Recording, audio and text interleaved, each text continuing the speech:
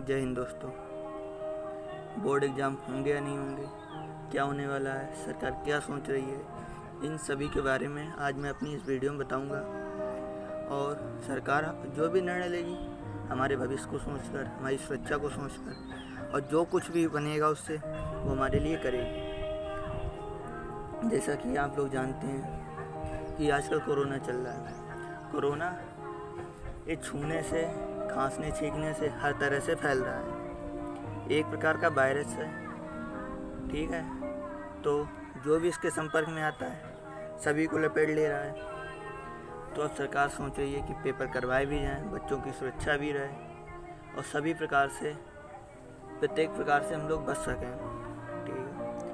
आज की अपडेट मैं आपकी अभी की अपडेट बताता हूँ कि अखिल भारतीय शिक्षा संगठन, जो बीजेपी का शिक्षा संगठन है, उसके अध्यक्ष ने सरकार के पास पत्र भेजा है और कहा है कि आप लोग ये पेपर कैंसिल करवा दो और बच्चों को ऐसे ही प्रमोट कर दिया जाए। जो उनका मेन संगठन है, कांग्रेस का अलग चलता है और सपा का अलग चलता है, परंतु जो ये बीजेपी का संगठन है उसने सरकार से कहा है कि किसी भी प्रकार से हम बच्चों की सुरक्षा से खिलवाड़ कोई भी नहीं कर सकते और पेपर को कैंसिल करवा देना चाहिए। अब देखते हैं सरकार का 1 तारीख को क्या डिसीजन आता है। लेकिन हाँ, एक बात मैं आपको ज़रूर बता दूँ, जो इन्होंने पत्र भेजा है उसका प्रभाव बहुत पड़ेगा, क्योंकि जो इनका मेन संगठन है उसके अनुसार ही ये पत्र भेजा गया है।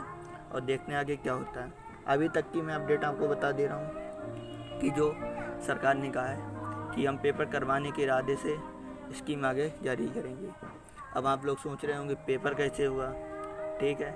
तो मैं अभी तक की जैसा सरकार द्वारा कहा जा रहा है कि 2 प्रकार से पेपर हो सकते हैं। पहला विकल्प है मेन सब्जेक्ट, जैसे हमारे साइंस वर्ग में आते हैं फिजिक्स, केमिस्ट्री, मैथ, इन तीनों के पेपर करवा दिए जाएं, ठीक है। और हिंदी इंग्लिश के नंबर खुद सरकार अपने हिसाब से दे देगी।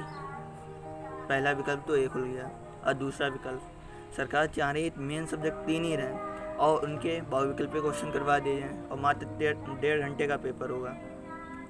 और 1.5 घंटे में पेपर दिए जाएं और एग्ज़ाम पे बच्चे दें और अपने घर जा सकते हैं। लेकिन मुझे एक बात समझ में नहीं आ रही, क्या कोरोना 1.5 घंटे में नहीं फैलेगा? जब उसने लिख के दिया है कि पूरे 3 घंटे में ही मैं आऊँगा। सरकार को इस पर विचार करना चाहिए। और तीसरा विकल्प जो खुला है उनके लिए, जैसा छत्तीसगढ़ राज्य ने किया है, उन्होंने पेपर करवाए हैं, सबके नंबर भी चढ़ाएँगे।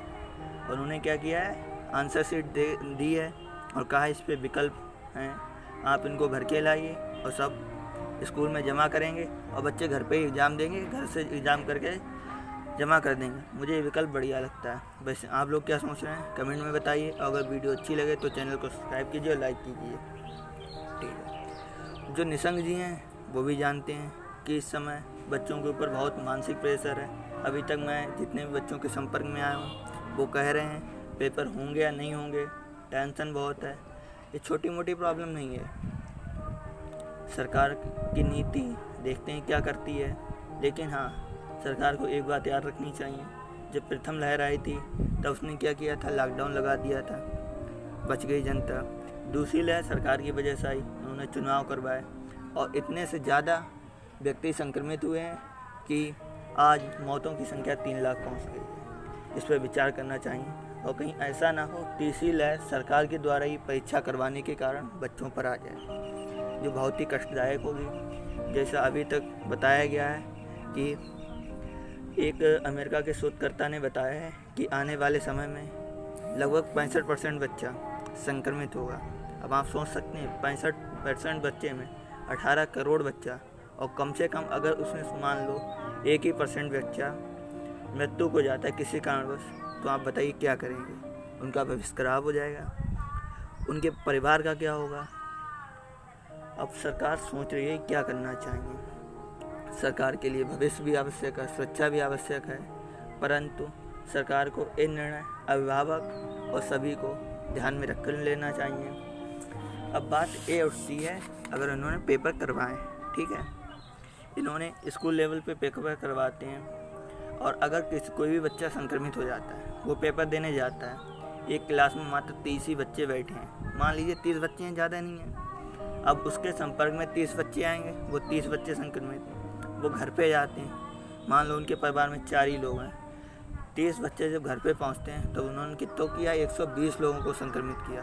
अब आप कल्पना कर सकते हैं, जब यूपी बोर्ड में 30 लाख बच्चे हैं और अगर 30 लाख बच्चों में से सभी बच्चे मान लो कल्पना करो संक्रमित हो जाते हैं, तब वो घर जाके कितने लोगों को संक्रमित करेंगे, 1 करोड़ 20 लाख। अब आप सोचिए किस प्रकार से त्रासदी फैलेगी। तो मेरे अनुसार सरकार को कोई ऐसा विकल्प निकालना चाहिए जिससे बच्चों का भविष्य भी बना रहे, सुरक्षा भी बने रहे। परंतु हाँ, भविष्य से ज़्यादा जरूरी इस समय सुरक्षा है। अगर व्यक्ति का जीवन ही नहीं होगा तो वो क्या आगे क्या करेगा, पेपर दे के क्या मार्कशीट अपने घर में रखेगा।